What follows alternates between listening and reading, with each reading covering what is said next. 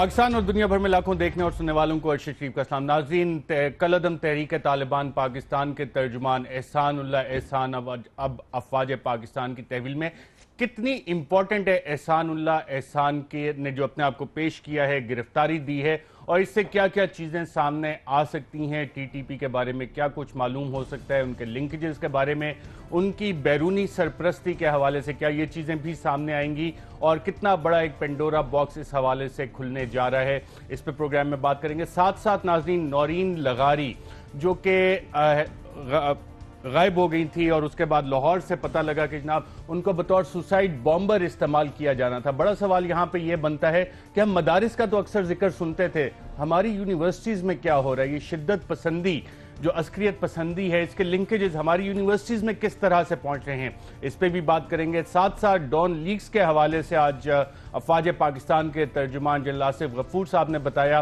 कि ना 2-3 दिन में वज़ीर दाखिला ने वादा किया है, बयान दिया है कि वो चीज़ें सामने आ जाएंगी, कौन कौन इसके ज़िम्मेदार हैं। तो ये मामला क्या किसी करवट बैठेगा भी या नहीं बैठेगा, या मिट्टी पाव का सिलसिला इस पर चलेगा। और साथ साथ नाज़रीन, पनामा केस का फैसला, उसके काफ़ी लोग मुंतज़िर हैं। कौन से ऐसे सियासी लीडर हैं, किस जमात के, जिन्होंने आज सुप्रीम कोर्ट के बाहर जाकर ये जायज़ा लेने की कोशिश की कि कहीं वहाँ पे सिक्योरिटी तो नहीं आ गई, कहीं फैसला कल तो नहीं आ रहा। उनका कोशिश करेंगे कि कंफर्मेशन ले सकें कि कौन से ऐसे लीडर थे, किस जमात के, वो भी आपको प्रोग्राम में बताएंगे। मैं अपने पैनलिस्ट का नाज़रीन आपसे तारुफ करवा दूं। इस्लामाबाद स्टूडियोज़ में हमारे साथ मौजूद हैं जनरल रिटायर्ड एजाज अवान साहब, डिफेंस एनालिस्ट हैं। कराची से हमें ज्वाइन कर रहे हैं एजाज धामरा साहब, पाकिस्तान पीपल्स पार्टी के सेनेटर हैं। और कुछ ही देर में हमें ज्वाइन कर रहे हैं असद उमर साहब, पाकिस्तान तहरीक इंसाफ से उनका ताल्लुक है। नाज़रीन, जो आज बड़ी खबर सामने आई, एहसान उल्लाह एहसान कलअदम तहरीक तालिबान पाकिस्तान का तर्जुमान, वो अब अफवाज पाकिस्तान की कस्टडी में है और इस हवाले से अफवाज पाकिस्तान के तर्जुमान जनरल आसिफ गफूर ने क्या कहा, आइए जरा सुनते हैं। Ehsanullah Ehsan, he is with us. As and when there is some more information to share about him, we shall do that. जी नाज़रीन, आपने सुना, कंफर्मेशन दी अफवाज पाकिस्तान के तर्जुमान ने। जनरल एजाज अवान साहब, कितनी इंपॉर्टेंट है एहसान उल्लाह एहसान की पाकिस्तान आर्मी की कस्टडी में उसका होना? अरशद, ये मैं कहूँगा कि इट्स अ बिग कैच और ये एक बहुत अहम इशू है 3-4 एतबार से। पहली बात यह है कि ये तहरीक तालिबान का इनसाइडर है और बहुत अरसा उनका स्पोक्स पर्सन रहा है, इनसाइड आउट उनको जानता है। जब ये खुद वॉलंटरली आता है और पाकिस्तान आर्मी की कस्टडी में आ गया है तो इससे 2-3 चीज़ें हैं। पहली बात जो अभी नहीं आई सामने और शायद जिसके जनरल आसिफ गफूर बात कर रहे थे, बात यह है कि इससे पता चलेगा कि तहरीक तालिबान के पीछे मेंटोर्स कौन हैं, उनकी फंडिंग कहाँ से आती है, उनकी प्लानिंग में कौन उनके मुआवन है और उनके आगे टेंटिकल्स जो हैं, उनके लिंक्स पाकिस्तान के अंदर कहाँ कहाँ तक फैले हुए हैं, कौन लोग उनको फैसिलिटेट कर रहे हैं। तो ये है वो असल चीज़ जो हम जानना चाहते हैं और ये उसके कस्टडी में जब इंटरोगेशन होगी और वो चूंकि खुद विलिंगली आया है तो वो बहुत सारी चीज़ों को खुद रिवील करेगा। तो एक इसकी ये इंपॉर्टेंस है। दूसरी ये है कि मेरे नज़दीक कि उन लोगों के हौसले पस्त हो रहे हैं और जब उनका इतना बड़ा आदमी डिफेक्ट करके इधर आ जाता है तो इसका मतलब है उनके रैंक एंड फाइल में भी वो कोहिजन नहीं रही जो पहले होती थी और उनके हौसले भी पस्त हो चुके हैं। अब वो जान चुके हैं कि गवर्नमेंट और आर्मी का रिजॉल्व क्या है और अब ये हम ज़्यादा अरसा तक इस डगर पे नहीं चल सकते। तो इन 3-4 एतबार से ये बहुत बड़ी खबर है एंड लेट्स होप कि we can interrogate him to the best and get the best out of him. General Aijaz Awan साहब, आपने कहा कि चीज़ें सामने आएंगी, आप खुद भी तो उस इलाके में सर्व कर चुके हैं और एक्टिव ऑपरेशंस आपने वहाँ पे देखे। टीटीपी के खिलाफ जब आप ऑपरेशंस कर रहे थे तो आपके इल्म में नहीं कि इनके सरपरस्त कौन थे, इनको फंडिंग कौन दे रहा था, वेपन्स कौन दे रहा था, एनडीएस रॉ का कोई नेक्सस था नहीं था, ये चीज़ें सामने आ सकती हैं? एहसान मैं ये कहते हैं ना, when you get it from the horses mouth from N insider, जब हम बात करते हैं तो कोई भी क्रिटिक ये कह सकता है कि जी पाकिस्तान आर्मी तो ये कह रही है, हम तो बड़े अरसे से कह रहे हैं और शवाहिद की बुनियाद पे ही कह रहे हैं कि इनको रॉ सपोर्ट कर रही है, इनको एनडीएस सपोर्ट कर रही है और ये लोग जो वहाँ बैठे हैं, ये जिस पर कल मैसिव ऑर्डिनेंस एक्सप्लोसिव किया गया है, जो ड्रॉप किया गया है, ये टनल्स कब की हैं? ये टनल्स कल तो नहीं बनी हैं और क्या ये अमेरिका के इल्म में कल आई हैं? तो उन्होंने जब इनको अब स्ट्राइक करने का फैसला किया तो यही स्ट्राइक पहले क्यों नहीं हो सकती थी?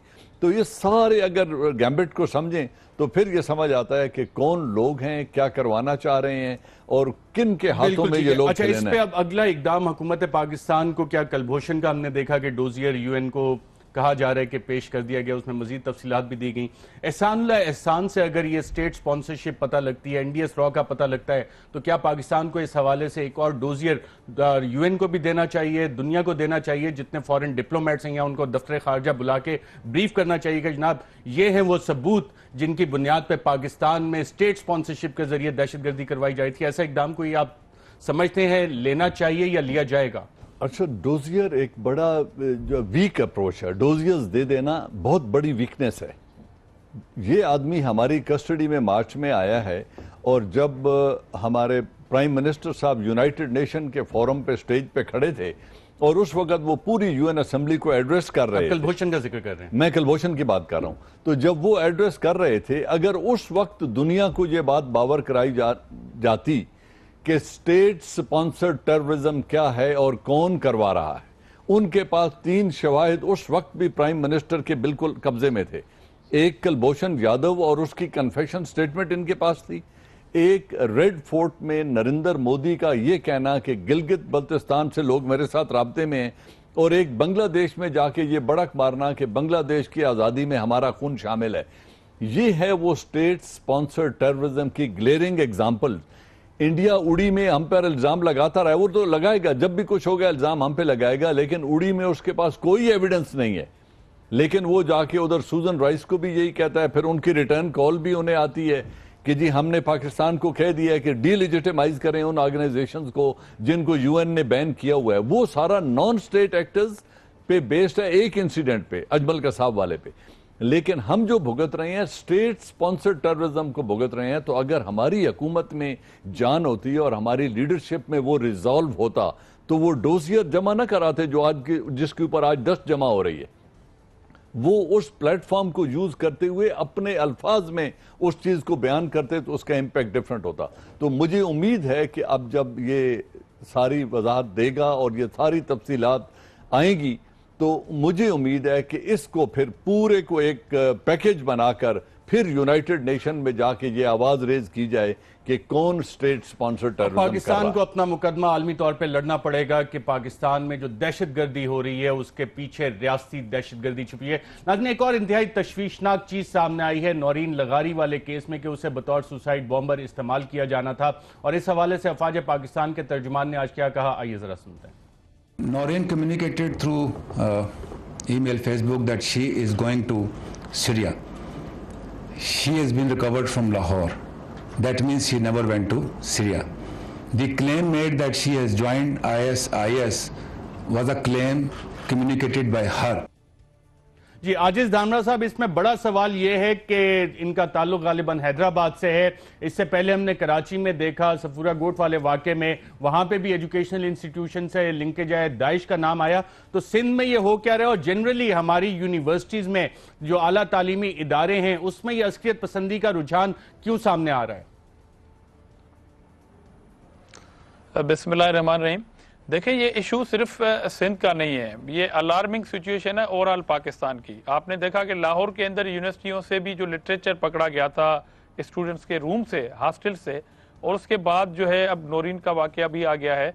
तो ये बड़ी अलार्मिंग सिचुएशन बहरहाल अपनी जगह पर मौजूद है, क्योंकि अभी मर्दान यूनिवर्सिटी का वाकया, और ये सारे लिंक करते हैं सोशल मीडिया के थ्रू, ब्रेन वॉश होते हैं और उसके बाद जो हमारे नौजवान बहके जाते हैं। और बिल्कुल अलार्मिंग सिचुएशन इसलिए मैं कहता हूं कि पहले तो हम फोकस कर रहे थे कि मदरसों के अंदर इस तरह के तालिबान पाए जाते हैं, मगर अब इस तरह की जो सिचुएशन है उसमें एक वाकई सिचुएशन हमारी जो है, एक तो वालिदैन पर भी जिम्मेदारी आती है कि वो चेक करें कि उनके जो बच्चे हैं उनकी एक्टिविटी जो है वो क्या है और उनमें घर में क्या एक्टिविटी है, क्योंकि ये बच्चे एक ही दिन में या एक ही घंटों के अंदर इस तरह उनका ब्रेन वॉश नहीं होता है। तो बहरहाल ये अलार्मिंग सिचुएशन है। नो डाउट को उनका ताल्लुक सूबे सिंध से है और लाहौर में जो है वो वहां पर एक गुरु के साथ जो पकड़ी गई है। तो मैंने कहा कि ये पूरे मुल्क के हवाले से हमें, पूरे मुल्क के हवाले से ये एक इशू है। असद उमर साहब, राइट असद उमर साहब, अगर ये पूरे मुल्क के हवाले से इशू है, मर्दान यूनिवर्सिटी का भी उन्होंने जिक्र किया, नौरीन लगारी का सिंध से, पंजाब में मिलिटेंसी, ये सारी चीज़ें हम इस पे कुछ करेंगे भी क्या कि बस ये इशू है और बस चल रहा है, ठीक है? देखिए उसके दो मुख्तलिफ पहलू है ना। एक तो उसका पहलू है कानूनी जो है या इंतज़ामी पहलू है, जो रियासत ने काम करने, कानून बनाने, जो एक्टिविटी जो है स्टेट के ख़िलाफ़ है, रियासत के ख़िलाफ़ है, हमारे दीन के ख़िलाफ़ है, उसके ऊपर कवानीन बनने चाहिए जो ज़्यादातर बन भी चुके हैं। उसकी इन्फोर्समेंट करनी है, एग्जीक्यूटिव ब्रांच ने करनी है, वो इन्फोर्समेंट कमज़ोर है। ये मैं कई दफ़ा पहले भी कह चुका हूँ कि ये जो इतनी जिहाद, जिसको वो जिहाद कहते हैं, वो निकलते हैं, वो अगर रियासत ताकतवर हो या अपनी ताकत इस्तेमाल करने के लिए तैयार हो तो उनमें से कितने निकलेंगे ये देखने वाली चीज़ फिर पता चलेगी। दूसरा इसका पहलू जो है वो माशरती पहलू है, और वो जिम्मेदारी जो है वो सिर्फ हुकूमतों पर नहीं छोड़ी जा सकती। मेरे ख्याल के अंदर मीडिया का इसके अंदर एक बहुत बड़ा रोल हो सकता है। कुछ मीडिया आउटलेट्स ने ये रोल प्ले भी किया है कि जिसकी वो काउंटर नैरेटिव जिसकी बात की जाती है, वो काउंटर नैरेटिव जो है वो जब तक लोगों के दिल में एक्सेप्ट नहीं होगा ना, तो रियासत तो रिस्पॉन्ड करती है कि जब एक दफा उसका जहन बन गया, वो गैर कानूनी को काम करने के लिए तैयार हो गया, को दहशतगर्दी की असद उमर साहब, अगर हम मिलिटेंसी देखें हमारे कबायली इलाकों में, वहाँ भी break down of state structure था, माशी हालात थी, माशी नाइंसाफियाँ थी। क्या ये वजह तो नहीं है कि अस्करियत पसंदी का ये रुझान हमें अब पाकिस्तान की यूनिवर्सिटीज़ में भी नजर आ रहा है? देखिए ये एक वजह इसमें से ये भी है। एक, जैसे मैंने कहा ना, एक से ज़्यादा वजूहात हैं। एक तो जो हेट लिटरेचर, जो नफरत अंगेज लिटरेचर फैलाने की हमने इजाज़त दी, खुलेआम पाकिस्तान में, सारे पाकिस्तान के अंदर दस्तयाब था, जो लोगों को मदरसों के अंदर सिर्फ नहीं, घरों के अंदर भी लोगों को जो बताया गया, जो नफरत फैलाने के, एक वो इसका पहलू है। एक नाइंसाफी बिल्कुल पहलू है इसका। डिफेंस, ये बिल्कुल दुरुस्त बात है कि सफूरा गोट का जो वाकया था उसके अंदर IBS का भी एक लड़का था, लेकिन ये फिर भी एक्सेप्शंस है। आपको सुसाइड बॉम्बर जो हैं वो एचएसएन कॉलेज के पढ़े हुए नहीं मिलते हैं, तो बिल्कुल उसमें जो माशरती और माशी नाइंसाफी है वो भी इसके अंदर रोल प्ले करती है, इसमें कोई शक नहीं है। और जैसे मैंने पहले आपने भी कहा, मैं भी कह रहा हूं कि जो रियासती कमजोरी है वो एक बहुत बड़ा पहलू होता है। देखिए अमेरिका के अंदर बहुत सारे लोग हैं जो बहुत अमेरिका की पॉलिसियों से इत्तफाक नहीं करते, बड़े नाराज भी होते हैं, लेकिन शाज़ो नाज़िर कोई उठाता है बंदूक और वो कहता है कि मैं कोई हमला करूंगा, क्योंकि उसको पता है कि रियासत में ताकत है और वो ताकत इस्तेमाल करने को तैयार है। हमारे यहाँ ये तमाम पहलू जो हैं उसकी कमजोरी हमें नजर आ रही है। जनरल एजाज अवान साहब, इंसाफ कितना जरूरी है, और क्या हम ये कह सकते हैं कि लोग मायूस हो रहे हैं और उसमें फिर ऑल्टरनेटिव ढूंढते हैं? जैसे कि कबायली इलाकों में भी हमने देखा एक ऑल्टरनेट जस्टिस सिस्टम की तरफ लोग जा रहे थे, और वो एक बहुत बड़ी वजह थी कि लोग कलअदम तंजीमों को ज्वाइन कर रहे थे, उनके रैंक्स बढ़ रहे थे। अरशद, अगर हम थ्योराइज करने बैठे ना और इसके ऊपर डिस्कशन शुरू करें तो बहुत सारी बातें की जा सकती हैं। मुख्तसरन एक तासर है जो मैं अभी आपसे बात करता हूँ और तमाम सुनने वाले और कोई भी शायद इससे इख्तलाफ नहीं करेगा। एक बात जो असद उमर साहब ने की कि रूल ऑफ लॉ तो इस मुल्क में है ही नहीं, कमज़ोर है। उसका रिजल्ट नेट ये है कि सोसाइटी में एक तासर पाया जाता है कि you can get away with a murder in Pakistan. तो जब किसी को कानून का खौफ न रहे, वो फ्रस्ट्रेशन भी जन्म लेती है, मेरिट भी वहाँ दफन हो जाता है, और उसके बाद तमाम सोशल इवल्स जो हैं वो जड़ पकड़ना शुरू हो जाती हैं। क्योंकि हर आदमी को ये पता है, मुख्तलिफ कहावतें हैं, मैं वो अभी इंडिसेंट कहना नहीं चाहता, लेकिन एक बात ये वाजे है कि you can get away with a murder in Pakistan. आप पूरे पाकिस्तान को नीलाम कर दें, कुछ नहीं होगा। 100 कत्ल कर जाएं, कुछ भी नहीं होगा। 10 कत्ल कर जाएं, 30 आदमी आप मार डालें, स्टेट टेररिज्म करके आप 30 आदमियों को मार डालें, 90 को गोली मार दें, कोई FIR तक रजिस्टर नहीं होती और प्रोब नहीं होता। जी तो नाज़रीन, ये वो अवामिल हैं जिसके लिए एजाज अवान साहब इशारा कर रहे हैं। मॉडल टाउन का वाकया हो जाए, सरे पैलेस हो जाए, या कि पनामा का वाकया हो जाए, और लोग जब देखते हैं कि जनाब इस पे कुछ नहीं हो रहा, तो गालिबन ये भी कुछ फैक्टर्स होते हैं। यहाँ पे नाज़रीन एक वफ़ा लेंगे, वफ़े के बाद जब दोबारा वापस आएंगे तो डॉन लीक्स ये मामला कहाँ तक पहुँचा और क्या क्या उम्मीदें इस हवाले से, और सरे मेंशन के हवाले से साबिक सदर आसिफ जरदारी साहब ने क्या जिक्र किया और उस हवाले से हमारे पास कौन सा दस्तावेज है वो भी आपके सामने रखेंगे। और असद उमर साहब क्योंकि अब आ गए हैं तो इनसे पूछेंगे कि आज PTI के क्या किसी रहनुमा ने सुप्रीम कोर्ट के बाहर चक्कर लगाया और देखा बाहर के कोई क्या हालात हैं, फैसला कब आ रहा है। एक वक्फे के बाद।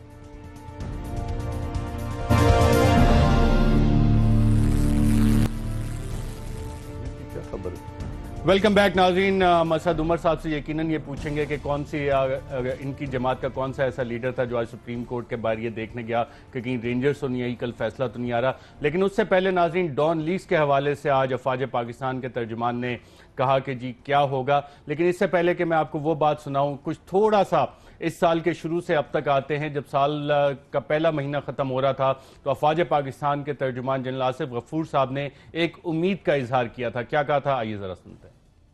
डॉन लीग का जो मसला है वो आप मीडिया को ये भी सब पता है कि वो उसके ऊपर इंक्वायरी हो रही है। उसकी इंक्वायरी का हम उम्मीद करते हैं कि आने वाले चंद दिनों में उसका जो रिजल्ट है वो हुकूमत पाकिस्तान जो है वो लेके आएगी, मीडिया के साथ शेयर भी होगा। जी नाज़रीन, आपने सुना। इसके बाद वज़ीर दाखिला एक दफ़ा फिर उनसे जब प्रेस कॉन्फ्रेंस में सवाल हुआ तो उन्होंने बताया कि शायद इसमें थोड़ा सा वक्त लगे क्योंकि अभी तक कंसेंसस नहीं हुआ। क्या कहा वज़ीर दाखिला ने, आइए ज़रा सुनते हैं। एक फैसला हुआ था जब ये कमेटी बनी थी, जो जस्टिस साहब थे उन्होंने एक कंडीशन रखी थी कि मैं रिपोर्ट पे तब साइन करूंगा जब यूनानिमस रिपोर्ट हो। तो मेरा ख्याल है कि देरी इसलिए हो रही है कि इस वक्त तक यूनानिमस रिपोर्ट नहीं बन सकी। उसका क्या नेचर है, अब इस पे मेरा ख्याल है काइट फ्लाइंग नहीं होनी चाहिए। वी शुड वेट, और ज्यादा देर नहीं है, इंशाल्लाह वो कंसेंसस मेरे ख्याल के मुताबिक शायद डेवलप हो जाएगा। मगर जैसे ही कंसेंसस हुआ जस्टिस साहब उस पर साइन करेंगे। इस पे फिलहाल कंसेंसस, ओवरऑल कंसेंसस डेवलप नहीं हो सका। जी नाज़रीन, आपने वज़ीर दाखिला को सुना और एक दफ़ा फिर वज़ीर दाखिला ने कौम को ये खबर बताई कि जनाब अब कंसेंसस डेवलप हो गया है, यानी इत्तेफाक राय हो गया। क्या कहा वज़ीर दाखिला ने, आइए ज़रा सुनते हैं। मुझे ये रिपोर्ट ये है कि कंसेंसस हो गया है और इंशाल्लाह ये रिपोर्ट बाज़ाब्ता तौर पर अगले 2-3 दिनों में वज़ारत दाखिला को पेश कर दी जाएगी। जब वज़ारत दाखिला को पेश हो गई तो ज़ाहिर है मैं उसी दिन ये हुकूमत पाकिस्तान और वज़ीर आज़म तक पहुँचा दूँगा और इस हवाले से जो भी रिकमेंडेशंस हैं वो इंशाल्लाह हम पब्लिक कर देंगे। सो इंशाल्लाह आइंदा 2-3-4 दिनों में डॉन लीक्स के हवाले से आपकी तसल्ली हो जाएगी। जी नाज़रीन, आइंदा 2-4 दिनों में आपकी तसल्ली हो जाएगी और ये बात वज़ीर दाखिला काफ़ी अरसे से कहते आ रहे हैं। लेकिन आज अफवाज पाकिस्तान के तर्जुमान जनरल आसिफ गफूर साहब ने कंसेंसस के हवाले से जब सवाल हुआ तो क्या जवाब दिया, आइए ज़रा देखते हैं। इंटीरियर मिनिस्टर ने कहा था कि 3 से 4 दिन में इसको हम अनाउंस करेंगे। आप देखेंगे इंशाल्लाह ये उन्होंने जो कमिटमेंट दी है उस पर अनाउंस होगी। जहाँ तक कंसेंसस की बात है, उन्होंने अगर ऐसा कहा है तो ये आप उनसे पूछिएगा। लेकिन कोर्ट ऑफ इंक्वायरी जो थी उसमें कोई ऐसी कंसेंसस वाली बात नहीं थी। अगर आप मैंडेट पढ़ें तो उसमें 2-3 जो है वो टास्क किए गए थे। अब उस टास्क को आगे लेके चलना और उसको कंप्लीट करना कि जो बातें इंक्वायरी ने आगे लेके आनी है, जो भी उनको मैंडेट दिया गया था उसको मुकम्मल करने में शायद इतना टाइम लगा है। कंसेंसस वाली बात कि जी दोनों मिलके कोई ऐसा फैसला कर लें, ऐसा नहीं है। और आप देखेंगे कि जल्द उसका फैसला आएगा तो जो भी जिम्मेदार हैं उसमें वो आइडेंटिफाई किए जाएंगे। जी नाज़रीन, आपने सुना। आजिज़ धामरा साहब, क्या इस हवाले से अफवाज पाकिस्तान और सिविल हुकूमत एक ही पेज पे हैं? जी बिल्कुल, आपने दोनों मौक़िफ़ सुना लिए और मेरे ख्याल में कौम जो है वो बहुत बड़ी जज है जो आपका ये प्रोग्राम देख रही है पूरी दुनिया के अंदर। और मेरे ख्याल में इस मसले में हुकूमत के दोहरे मेयार हैं, पानामा में और डॉन लीक्स के हवाले से। जब पानामा में अपने घर की बात आती है, जब अपनी ज़ात की बात आती है तो आप हीले बहाने से काम लेते हैं, कतरी खत आ जाते हैं और उसमें इतनी डिले टैक्टिक्स आप इस्तेमाल करते हैं कि आपके ऊपर बात ना आए। मगर डॉन लीक्स के हवाले से अभी रिपोर्ट आई नहीं है, 2-4-5 दिन में आएगी। हुकूमत उसमें भी डिले कर रही थी, मगर फिर वो हमारे जो मिनिस्टर साहब इंफॉर्मेशन थे परवेज रशीद साहब, फिर उसकी कुर्बानी क्यों आई बीच में? जब कमेटी की रिपोर्ट ही नहीं आई है, वो अभी उसका गुनाह साबित नहीं हुआ है, जिम्मेदारी का तयन नहीं हुआ है, तो उसकी कुर्बानी फिर किस कैपेसिटी में ली गई? तो मेरे ख्याल में यहाँ पर हुकूमत का डबल स्टैंडर्ड है, मुनाफिकत है और वो अपनी ज़ात के हवाले से जब चीज़ें आती हैं तो अलग उनका मेयार है। मगर जब मिनिस्ट्री की बात आती है, इससे पहले भी एक कैबिनेट के वजीर मुशाहिदुल्लाह निकाले गए, कोई वजाहत नहीं आई। और ये परवेज रशीद साहब डॉन लीक्स में अभी तक रिपोर्ट नहीं आई है और वो भी बड़े मुबहम जो है वो मौक़िफ़ आ रहे हैं हुकूमत के और मिलिट्री के। और अभी आपने कुर्बानी पहले दे दी एक वजीर की, तो ये PMLN की क़यादत के दोहरे मेयार हैं और मुनाफकत के सिवा और कुछ भी नहीं है। दोहरे म्यार हैं आपके ख्याल में? असद उमर साहब, एक ही पेज में अफवाज पाकिस्तान और सिविल हुकूमत इस मामले पे?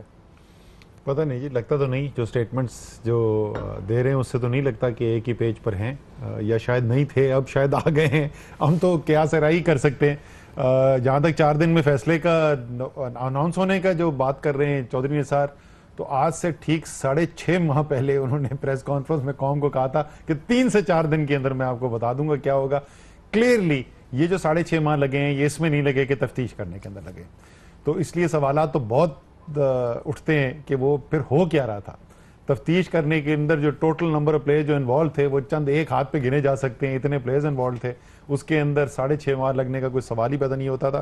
तो कंसेंसस तो शायद नहीं डेवलप हो रहा था। आपके ख्याल में क्या मामला था? आजिज धामरा साहब ने कुछ बताया कि जी वजीर आजम कितनी कुर्बानियां आप दें, एक वजीर पहले फारिग किया, परवेज रशीद भी फारिग किया, चाहते क्या आप वजीर आजम से? देखिए, वजीर आजम ने जिस तरीके से अपने पैनमा का दिफा किया ना, तो उसमें उन्होंने ये वाजे कर दिया कि वो अपनी सीट को बचाने के लिए अपने मरहूम वालिद की रेपुटेशन को भी दाव पे लगाने को तैयार हैं। तो बच्चों की कुर्बानी भी मुमकिन हो सकती है बशर्ते कि उनकी सीट बच जाए। जनरल एजाज अवान साहब, डॉन लीक्स का मामला।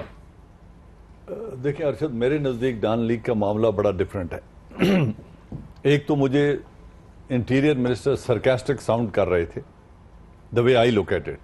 उनका ये कहना कि कंसेंसस अब हो गया है जो पहले नहीं हो रहा था, तो he is putting a question mark on the complete board कि उन्होंने मिल मिला के अब कोई रिपोर्ट बना ली है, which of course is not acceptable. दूसरी बात जो कह रहे हैं कि आप सबकी भी तसल्ली हो जाएगी, व्हाट डज ही मीन? क्या वो कन्वे करने की कोशिश कर रहे हैं कि जो तुम उम्मीदें लगा के बैठे हो वो कुछ नहीं होने जा रहा, कि आप लोगों की तसल्ली हो जाएगी?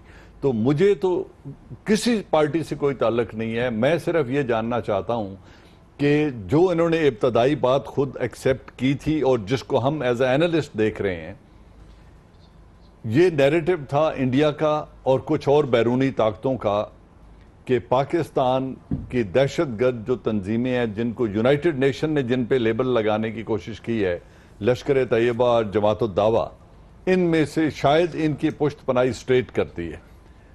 लेकिन जब स्टेट ये कहे कि civilians tell military take action और face isolation in a blunted and unprecedented manner, America इल्ज़ाम लगाए, इंडिया इल्ज़ाम लगाए पाकिस्तान पे, अमेरिका इंडिया को कहे जी हमने कह दिया पाकिस्तान को कि वो एक्शन लेंगे। सुजन राइस ने 29 सितंबर को कॉल किया और मेरी हुकूमत कह दे जी हमने फौज को कह दिया है, तो that means everything is boiling down to the Pakistan army, कि पाकिस्तान आर्मी रोग आर्मी है जो इनको पाल के बैठी हुई है। तो ये चार्जशीट एक्सेप्टेबल नहीं है। इंटीरियर मिनिस्टर ने खुद कहा था कि ये नैरेटिव, इंडियन नैरेटिव को सपोर्ट किया गया है, ये फैब्रिकेटेड है, ये वो बात नहीं है जो अंदर डिस्कस हुई थी, और ये प्लांटेड है। तो साहब, आपने जो बात की कि खुद एक्सेप्ट किया, हुकूमत ने नाज़रीन इस हवाले से जो नोटिफिकेशन निकाला 7 नवंबर को, और जिसमें कहा गया कि जी 30 दिन के अंदर ये इंक्वायरी मुकम्मल हो जाएगी, जब आप इस नोटिफिकेशन को देखते हैं तो इसमें एक चीज तो इन्होंने इस्टेब्लिश कर दी है कि लीकेज हुई है, एक प्लांटेड स्टोरी थी, और ये हुकूमत पाकिस्तान का नोटिफिकेशन है जिसमें हुकूमत पाकिस्तान कह रही है कि हाँ जी इस हवाले से डॉन अखबार में एक स्टोरी प्लांट की गई। और पता क्या करना था कि कौन से ऐसे हालात थे जिस वजह से ये लीक की गई, उन सर्कमस्टेंसेस के बारे में, और साथ साथ इसमें क्या किसी के मकासद थे कि ये प्रेस लीक और पब्लिकेशन इस तरह से हो, और उन लोगों की शनाख्त करनी थी। और ये कमेटी 30 दिन के अंदर अंदर रिपोर्ट करेगी। अगर इस नोटिफिकेशन को देखा जाए तो बहुत सारी चीजें इस हवाले से हुकूमत पाकिस्तान ने इस नोटिफिकेशन में मान ली थी, और इस्टेब्लिश क्या करना था, सिर्फ उन लोगों की शनाख्त जिनको कि असद उमर साहब कह रहे हैं कि तकरीबन 7 लोग थे और 6.5 माह लग गए। जनरल एजाज अवान साहब, हाँ। ये नोटिफिकेशन बड़ा क्लियर है, 30 दिन का मैंडेट था, तो 6.5 माह किस चीज पे लगे? आजिज धामरा साहब कह रहे हैं जनाब वजीर पे वजीर आप वजीर आजम के फारिग करते जा रहे हैं, चाहते क्या है आप? मेरी जाती राय ये है, जिस तरीके से मैं उसको देखता हूं, कि एक छोटा सा इशू और 6 माह का उसे जो तूल दिया गया, और एक पहले सो कॉल्ड कुर्बानी दे दी गई कि चलो हम इंटीरियर इंफॉर्मेशन मिनिस्टर को रिमूव कर देते हैं, तो they wanted to get away with, क्योंकि ये इशू बहुत सीरियस है। जब ये आदमी आइडेंटिफाई हो जाएंगे कि इन्होंने फैब्रिकेट की और मीडिया को लीक की और ये प्रिंट हुई खबर, तो फिर नेक्स्ट स्टेप ये है कि इनके खिलाफ कार्रवाई किस कानून के तहत हो, किस कानून के तहत हो? ये अगर ये नेशनल सिक्योरिटी एक्ट के तहत, ऑफिशियल सीक्रेट एक्ट के सेक्शन 3 के तहत होती है, जो कि कलभूषण पे लगा, जो कि कलभूषण पे लगा है, पे लगा। बिल्कुल, अगर आर्मी को चार्जशीट किया जाता है, इस अदारे को चार्जशीट किया जाता है और ये नेशनल सिक्योरिटी की ब्रीच है, तो फिर ये एडमिनिस्ट्रेटिव एक्शन या वेस्ट वे नहीं हो सकता, नहीं हो सकता। अब असद उमर साहब, आपसे मेरा सवाल है, जिन दो कवानीन का जिक्र जनरल साहब ने किया, आपके ख्याल में ये दो कवानीन इस्तेमाल होंगे इस केस में? बहुत मुश्किल है जी कहना। अगर आप मुझसे पूछे तो मेरे ख्याल में मुश्किल है, नहीं होंगे। वजह पाकिस्तान की तारीख है, वजह पाकिस्तान की तारीख है, पाकिस्तान की तारीख इसको वोट नहीं करती। देखिए, बात आप पूछ रहे हैं किसको बचाने की कोशिश है, बहुत सिंपल है। अगर वजीर की कुर्बानी दी जा रही है, जो कि एक्सेप्ट हुआ कि हाँ गलती थी, तो वो फिर कोई उससे ज्यादा बड़ा होगा ना जिसको बचाने की कोशिश की जा रही है। जब आप शतरंज खेलते हैं तो आप बादशाह को बचाने के लिए प्यादे की कुर्बानी देते, रिवर्स तो नहीं होता ना। तो अगर वजीर की कुर्बानी दी जा रही है तो आपको उसी से पता चल जाना चाहिए कि बचाने की किसको कोशिश की जा रही है। अगर 3 से 6 के दरमियान कॉल्स का रिकॉर्ड लें कि कौन लोग सिरिल अलमेडा को कॉल कर रहे थे, जो रिकॉर्ड अवेलेबल है, तो फिर आपको इनके भाई जुबैर हयात साहब का भी टेलीफोन मिलेगा, फिर आपको मिलेगा जुबैर हयात का, जुबैर जो गवर्नर सिंध है उनका भी मिलेगा, उन्होंने भी कॉल की। फिर परवेज रशीद साहब ने भी कॉल की, फातमी साहब ने भी कॉल की, और एक आलिया रऊफ का नंबर है, लाहौर की कोई खातून है जो रिपोर्टेडली मरियम नवाज यूज करती हैं, उस नंबर से भी कॉल्स हैं, and number of call and repeated calls. Report DGISI और DGMI के पास मौजूद है, मेरे ख्याल में होनी चाहिए। अगर बाकी लोगों के पास है और ये मीडिया पे सर्कुलेट करती है, और ये उनके नंबर ऑफ कॉल्स भी है, जो कह रहा हूं कि ये इन एयर है, और उनको भी, अदारों को भी पता है, क्योंकि ये रिकॉर्ड तो अंडर डिस्कशन आया होगा। तो अगर ये लोग हैं कॉल करने वाले, तो फिर देखना ये है कि किसने ये, इनमें से 4, 5, 6 आदमी, मजीद भी कॉल हैं, ख्वाजा आसिफ की भी कॉल्स हैं सिरिल अलमेडा को, जफर अब्बास की भी कॉल्स हैं, जो सिरिल अलमेडा जर्नलिस्ट हैं, सबसे राब्ता हो सकता है। आजिज दामरा साहब, मैं आपसे जानना चाहूंगा कि जनरल साहब कह रहे हैं दो इन्होंने इंतहाई खतरनाक कवानीन बताए, आप समझ रहे हैं कि रिपोर्ट आने के बाद उन कवानीन का इतलाक होगा, वही कवानीन जो उज़ैर बलोच और कलभूषण यादव पे लगे हैं? मेरे ख्याल में ये रिपोर्ट का हम इंतजार करें, ये इतना इजी इशू नहीं है जितना हुकूमत समझ रही है। और उस रिपोर्ट के बाद अल्लाह करे कि वो हाल हो, कोयटा कमीशन वाला ना हो, जो उन्होंने कोयटा कमीशन में जो आई थी रिपोर्ट और उन्होंने जज ने जो एक बात की थी, उस जैसा हाल ना हो। मगर ये इतना जो इशू है आपका, वो इजी नहीं है, क्योंकि आपने पहले कुर्बानी दी हुई है, आप एक्सेप्ट कर रहे हैं, वरना आपको क्यों रिजाइन आपने ली थी मिनिस्टर साहब से? आप इंतजार करते, कमीशन की रिपोर्ट का इंतजार करते, मगर यहां पर आपने अपने पांव पे खुद कुलाड़ा मारा हुआ है अपने ही हाथों से। इसलिए मैं कह रहा हूं कि ये इजी मामला नहीं है, इतना इजी मामला नहीं है। और नाज़रीन, अगर हम नेशनल सिक्योरिटी के मामला देख तो 1962 में रॉ ने बकाया और इंडियन इंटेलिजेंस ने शेख मुजीबुर रहमान से राब्ता इस्टेब्लिश किया था। 1967 में ISI ने अगरतला कॉन्स्पिरेसी केस अनर्थ किया था, लेकिन उस वक्त भी हमने सियासी मसलियत दिखाई और कहा कि नहीं जी, शेख मुजीब की इतनी बैकिंग है, उसे छोड़ दो। और फिर 1971 में जो हुआ इस नेशनल सिक्योरिटी के मामले पर सियासी मसलियत दिखाने के नतीजे में, तो मुल्क दो लख्त हो गया था। फिर एक और मामला हुआ नाज़रीन, मेमो गेट का, जिस पर जुडिशल कमीशन की रिपोर्ट आई और उस कमीशन ने लिखा कि हाँ, मेमो एक हकीकत थी। और फिर हमने सियासी मसलियत दिखाई और इस्तीफा लेके साहब को बाहर जाने दिया, जिसके बाद उन्होंने लंदन में बाकायदा तौर पे कॉन्फ्रेंस की और उसमें कुएं में किसी चीज़ के गिरे होने का लफ्ज़ इस्तेमाल किया और उसकी तशबीह उन्होंने अफवाज पाकिस्तान को दी, लेकिन हमने वहाँ भी सियासी मसलियत दिखाई। अब देखना यह है कि डॉन लीक्स के मामले पे भी एक दफ़ा फिर हम सियासी मसलियत दिखाएंगे और कब तक हम ये दिखाते रहेंगे या नहीं। एक वक्फा लेते हैं नाज़रीन, और वक्फे के बाद जब दोबारा आपकी खिदमत में हाजिर होंगे तो साबिक सदर आसिफ जरदारी साहब वो कहते हैं ना सरे मेंशन, और इस हवाले से हमारे पास दस्तावेज क्या है वो आपकी खिदमत में पेश करेंगे एक वक्त के बाद।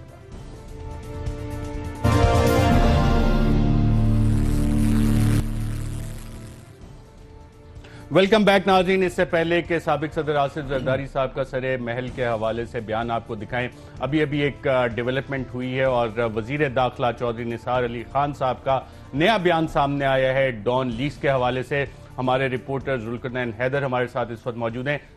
अच्छा, हमारे प्रोड्यूसर कह रहे हैं कि अभी मौजूद नहीं है। जो टिकर्स नाज़रीन इस वक्त हमारे पास आए हैं वजीर दाखिला की स्टेटमेंट, वो कह रहे हैं कि अपने इस बयान पर कायम हूं कि डॉन लीग्स की सिफारिशात मुरतब होने में ताखीर कमेटी में इत्तेफाक राय ना होने की वजह से हुई। डीजी ISPR का ना तो कमेटी से ताल्लुक है और ना वो उस वक्त डीजी ISPR थे जब ये कमेटी तश्कील दी गई। कमेटी के क्याम के वक्त जस्टिस आमिर रजा खान ने उसकी सरबराही इस शर्त पर कबूल की कि वो सिर्फ उस वक्त कमेटी की रिपोर्ट पर दस्तखत करेंगे जिस पर सबका इत्तेफाक राय तय पाएगा। अगर शुरू में ही कमेटी की सिफारिशात पर सब अरकान का इत्तेफाक राय हो जाता तो इस कमेटी को अपनी हतमी रिपोर्ट मुरतब करने में 5 महीने से ज्यादा क्यों लगते। वजीर दाखिला जी जुल्करनैन, वजीर दाखिला को यह बयान क्यों देना पड़ा इस वक्त? जी बिल्कुल अरशद, ये एक नई सिचुएशन पैदा हो गई है कि आज डीजी ISPR ने बयान दिया था कि किसी किस्म का कोई इख्तिलाफ राय नहीं था और जो वज़ीर दाखिला चौधरी निसार की जानिब से कहा गया था और उनका कहने का मतलब तो यही था कि वो बरकरार है इख्तिलाफ राय, लेकिन वज़ीर दाखिला ने ये बयान दिया था 2 रोज कबल के इख्तिलाफ राय जो था वो खत्म हो गया है और रिपोर्ट जो है हतमी मराइल में आ चुकी है।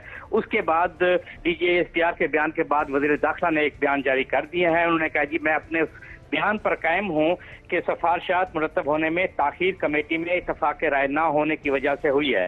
डीजी ISPR ना तो उनका कमेटी से बिल्कुल ठीक है जुल्करनैन, बहुत शुक्रिया आपका ये तफसीलात देने का। असद उमर साहब, वेरी क्विकली कहेंगे आप इस बयान को? सर, अपने इंटीरियर मिनिस्टर असर्ट कर रहे हैं अपने आप को, बड़ी अच्छी बात है, लेकिन आई होप ये असर्टिवनेस जो है जिस वक्त रिपोर्ट उनके सामने आए तो वहां पर भी नजर आए और वो रिगार्डलेस ऑफ किसका नाम वहां पे है और किसके नाम तफ्तीश के अंदर नजर आया था वो उसके खिलाफ एक्शन भी ले। इस बयान से आज खुशी तो बहुत हुई होगी अफवाज पाकिस्तान में भी, सिविलियन इदारों में भी, कि देखें जैसे असद उमर साहब कह रहे हैं कि चौधरी निसार बतौर इंटीरियर मिनिस्टर असर्ट कर रहे हैं अपने आप को। बिल्कुल असर्ट करें और उन्हें करना चाहिए, लेकिन बात यह है कि किसी भी इंक्वायरी का, किसी भी प्रेसिडेंट का, किसी भी कमीशन का ये मैंडेट नहीं होता कि वो पहले कंसेंसस अचीव करें और फिर इत्तेफाक राय करें। उनका काम जो नोटिफिकेशन में था वो हकायक जानना था कि कौन कौन इसके हकायक जानना था। साबिक सदर आसिफ जरदारी साहब ने सरे महल, बहुत चर्चा था, अपने एक इंटरव्यू में दुनिया टीवी में उस हवाले से क्या कहा, आइए जरा सुनते हैं। सरे महल और क्रिस्टल बॉल, ये तो लोगों की सोच है। कोई हकीकत थी इसमें? देखे ना, हकीकत होती तो हम उसमें रहा करते। आप तो वहाँ होटल में रहते हैं लंदन। बात यही है ना, तो वहां पे रहते। क्या बेच दिया या है ही नहीं था आपका? नहीं, ये इनकी जो सोच है, इनकी जो समझ है, उसके हिसाब से इनने एक स्कैंडल बनाया था, इवेंचुअली वो स्कैंडल खत्म हो गया। जी नाज़रीन, आपने ये देखा साबिक सदर आसिफ जरदारी साहब के एक स्कैंडल बनाया था, वो स्कैंडल खत्म हो गया। साबिक सदर आसिफ जरदारी ने नाज़रीन कभी ऑन द रिकॉर्ड आके ये नहीं कहा कि अल्हम्दुलिल्लाह सरे मेंशन हमारा है, लेकिन लंदन की हाई कोर्ट में 20 मार्च 2008 को एक मुआहिदा हुआ हुकूमत पाकिस्तान और डिफेंडेंट में सबसे ऊपर नाम आप जो देख रहे हैं वो साबिक सदर आसिफ जरदारी का है और दूसरे डिफेंडेंट थे रोमिना प्रॉपर्टीज, विंगफुट फार्म और पार्सोनेज फार्म। और जब ये लंदन हाई कोर्ट में ये दाखिल हुआ राजीनामा NRO के बाद, तो जो सरे मेंशन था उससे हुकूमत पाकिस्तान ने तमाम केसेस विड्रॉ कर लिए और सरे मेंशन इस लंदन हाई कोर्ट के दस्तावेज के मुताबिक जो वहां पे जमा हुआ वो तमाम चीजें, इसमें बाकायदा तौर पे लिखा हुआ है कि सेटलमेंट हुई, एग्री हुआ Islamic Republic of Pakistan, government of Pakistan और आसिफ अली जरदारी साहब के दरमियान, और जो सरे मेंशन था वो साबिक सदर आसिफ जरदारी साहब को दे दिया गया। आजिज दामरा साहब, क्या कहेंगे आप इस हवाले से? देखिए जी, सरे महल का चर्चा जो था उस पर आपको ये भी याद होगा कि एक ऐसा ब्यूरो बना था पाकिस्तान में जिसके हेड थे सैफुर रहमान साहब, और उन्होंने इस पाकिस्तान के अरबों रुपए पैसे जो थे वो लगा दिए थे ये साबित करने के लिए कि सरे महल जो है वो किसका है, आसिफ जरदारी साहब का है, किसका है। उस पर कितनी स्टेटमेंट आ चुकी थी, ये उस टाइम भी सदर आसिफ अली जरदारी साहब की तरफ से कि अगर सरे महल आप साबित करते हैं मेरा तो मुझे दे दें। अगर कोई तो वो आखिर में मिला ना उनको, ये मेरा दस्तावेज नहीं है। असद उमर साहब, नाज़रीन अदील जरा दोबारा दिखाइएगा ये दस्तावेज, असद उमर साहब गालिबन इसको पढ़ सकते हैं, जिसमें सेटलमेंट ऑफ ऑल क्लेम, नाज़रीन ये आप देख सकते हैं, High Court of Justice, Queen's Bench Division, Royal Courts of Justice बरतानिया का, और इसमें सबसे ऊपर नाम आ रहा है आसिफ जरदारी साहब का, और अगली लाइन जो है कि हुकूमत Pakistan Islamic Republic of Pakistan settlement कर रही है आसिफ जरदारी साहब के साथ, रॉकवुड स्टेट की ये सेटलमेंट एग्रीमेंट है। सर ये क्वींस बेंच जो है ना, इसने बड़ी तबाही मचाई हुई है पाकिस्तान के सियासतदानों के लिए। वो अगर आपको याद हो जो जजमेंट है हुदैबिया का, जिसमें सारे अपार्टमेंट मियां साहिबान के लिस्ट किए गए, वो भी क्वींस कोर्ट जजमेंट थी। साल जरदारी साहब डिनाई करते रहे। जिस वक्त वो सरे बेंचन हाथ से निकला था तो उन्होंने जाके क्लेम कर लिया और उन्होंने सरे पैलेस ले लिया। इसी तरीके से मियां साहब साल डिनाई करते रहे कि अरबों रुपए की प्रॉपर्टी मेफेयर में मेरी नहीं है, पार्क लेन के अपार्टमेंट मेरे नहीं है। फिर एक दिन आके कह दिया कि अल्हम्दुलिल्लाह हमारे हैं।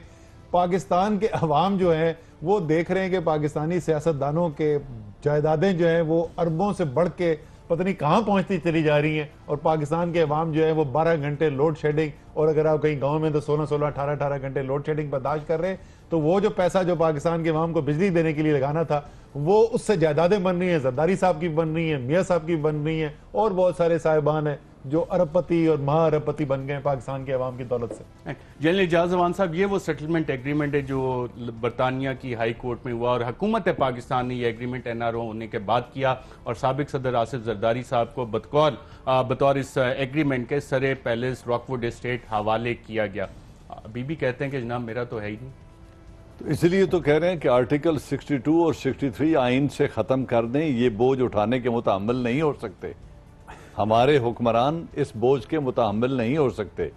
कोई अपना हार बीवी दे के जाती है डिस्प्लेस्ड लोगों के लिए, और वो एक प्राइम मिनिस्टर के घर से निकलता है, वो भी इलेक्शन लड़ने की तैयारी कर रहे हैं। और प्राइम मिनिस्टर ऑफ पाकिस्तान का केस जो इस वक्त पैनामा चल रहा है, उसमें पूरी फैमिली की स्टेटमेंट्स आपने सुन ली। रॉकवुड पैलेस हो या कुटेक्ना केस हो, ये सारी भी एविडेंस, और वो $60 मिलियन जिनका बार बार जिक्र होता है, वो भी अदालत की थी। डील्स किसने की थी इस पे? मेरे ख्याल में उस वक्त प्रेसिडेंट मुशर्रफ थे अलबन, जब NRO हुआ था। प्रेसिडेंट मुशर्रफ को तो कुछ नहीं मिला होगा जब सऊदियों से असद उमर साहब सऊदियों से उन्होंने मुआहिदा करके नवाज शरीफ साहब को जाने दिया, जरदारी साहब से। अच्छा साहब जी फरमाएं आजिज साहब। जहां तक आइन के आर्टिकल 62 और 63 के खत्म होने की बात हो रही है, तो आर्टिकल एक दूसरा भी है 6, मेरे ख्याल में उस पर भी डिबेट होनी चाहिए कि उसको भी रहना चाहिए या नहीं रहना चाहिए। इस तरह बिल्कुल सही है। बिल्कुल ठीक है जी असद उमर साहब।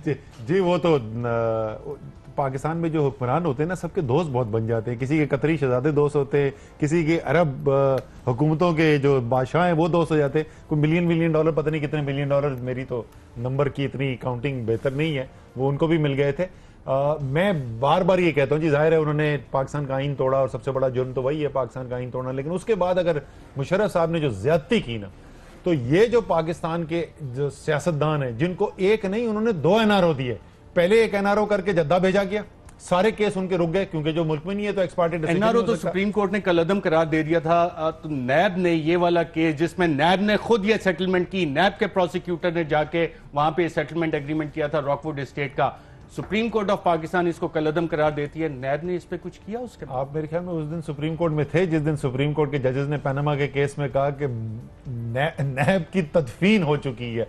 सर ये मुकमका इंस्टीट्यूशंस हैं, ये रियासती इदारे, किधर है? इनका काम है वो हमारे हुक्मरानों की चोरी और फातिहा इज्तिमाई तौर पे कौम को पढ़नी चाहिए। वो कब्र किधर है? वैसे हमने करवाई थी उसके अगले दिन एक सिंबॉलिक फातिहा, लेकिन वो आप बात बिल्कुल दुरुस्त बात कर रहे हैं कि हम हतमी वो जो तदफीन है उसका इंतजार कर रहे हैं। उम्मीद है कि हमारे जजेस जो हैं वो जल्द फैसला देंगे। और इस हवाले से नाज़रीन, पाकिस्तान तहरीक इंसाफ की क़यादत, उसमें से 1-2 शख्सियात ने आज सुप्रीम कोर्ट के बाहर जाके चक्कर लगा के देखा, क्योंकि उन्हें इतलात थी कि शायद रेंजर सुप्रीम कोर्ट को सिक्योरिटी फ्राहम करने के लिए आ गई है कि फैसला शायद कल मुतवक्को है, लेकिन ऐसा नहीं हुआ।